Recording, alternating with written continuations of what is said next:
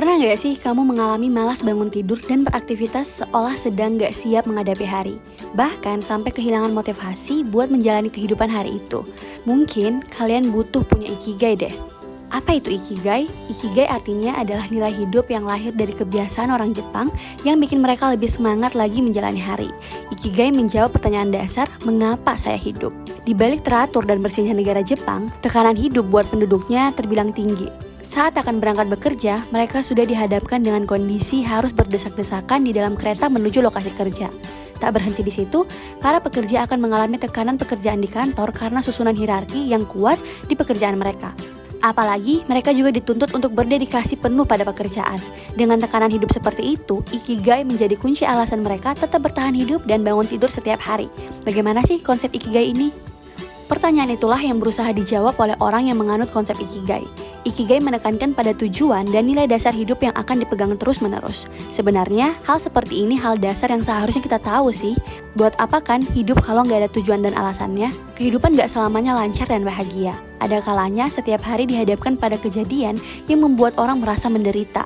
Pada dasarnya, ikigai bisa membuat orang melihat ke masa depan meskipun menderita.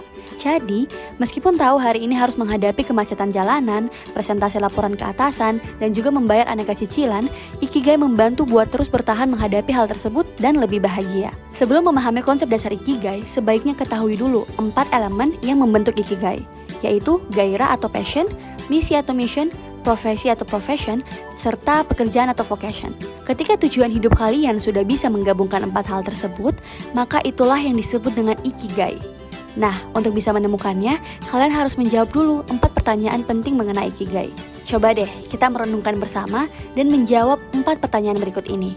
Gak perlu digembor-gemborkan, cukup jujur sama diri sendiri aja dan berusaha mengenali diri. Gairah atau passion adalah gabungan dari apa yang kita cintai dengan kemampuan kita. Misi adalah gabungan dari apa yang kita cintai dengan kebutuhan dunia. Sedangkan profesi merupakan kemampuan kita yang mendapatkan timbal balik. Pekerjaan menggabungkan kebutuhan dunia dengan timbal balik yang bisa kita dapatkan dengan melakukannya. Timbal balik gak cuma soal uang, bisa juga tentang pengalaman atau jabatan. Terdengar rumit? Enggak kok. Ikigai gak serumit yang diperkirakan. Bahkan bisa muncul dari hal yang dianggap sepele dan gak penting.